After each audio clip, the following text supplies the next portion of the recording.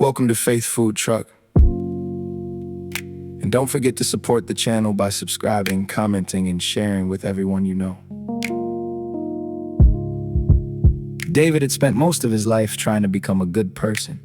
He worked hard, helped his neighbors, gave money when he could, and tried to treat everyone with kindness, yet deep inside he carried a question he could never escape. Am I truly right with God? One evening, David sat alone in his living room.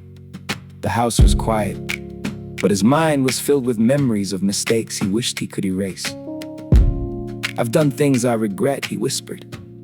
I've failed people, I've failed God. Can someone like me really be forgiven?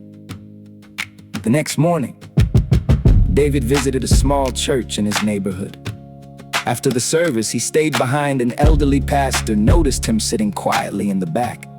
"You look like a man carrying a heavy burden," the pastor said. David nodded.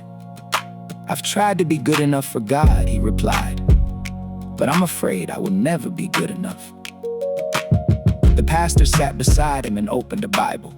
"David, the good news of the gospel is that salvation isn't something you earn by becoming good enough. It is a gift God offers through Jesus Christ." He turned to Acts 4:12 and read, "Salvation is found in no one else, for there is no other name under heaven given to mankind by which we must be saved." David stared at the words. "No other name?" he asked. "No other name," the pastor replied.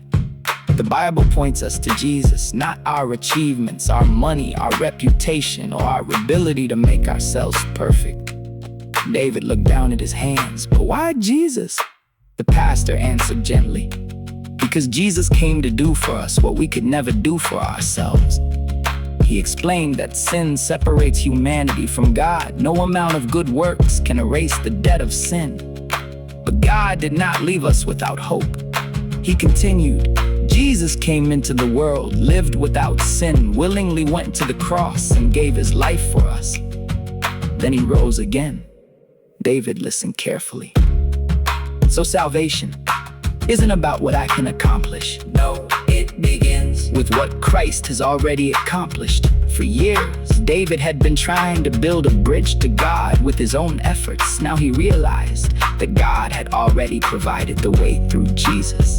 The pastor continued, "Jesus doesn't merely make salvation possible. He is the Savior. When you place your faith in Him, you are trusting Him with your sin, your past, your present, and your future." David's eyes filled with tears. "What should I do?" The pastor smiled. "Come to Jesus. Believe in Him. Confess your need for Him. Trust Him." David bowed his head. For the first time, he stopped trying to prove that he was good enough. He simply prayed, "Jesus, I know I cannot save myself. I have sinned, and I need you. I believe you died for me and rose again. Please forgive me. I place my life in your hands. Be my Savior and Lord." When David lifted his head, the circumstances around him had not changed, but his heart had. The burden he had carried for years had been replaced by hope. He understood that salvation was not a prize he had earned. It was grace. Years passed. David continued to face difficulties. He still made mistakes. He still had days when he felt weak. But whenever fear returned, he remembered the words he had heard that morning. Salvation is found in no one else. He realized that his hope was not based on how perfectly he lived. His hope was based on Jesus Christ.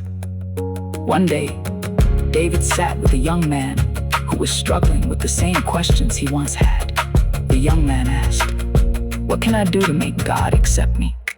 David smiled and answered, "Don't spend your life trying to save yourself. Look to Jesus." He opened the Bible and read, "Salvation is found in no one else, for there is no other name under heaven given to mankind by which we must be saved."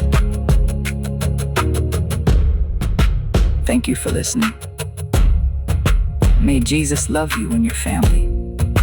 Have a wonderful day, and I look forward to seeing you again in my next posts.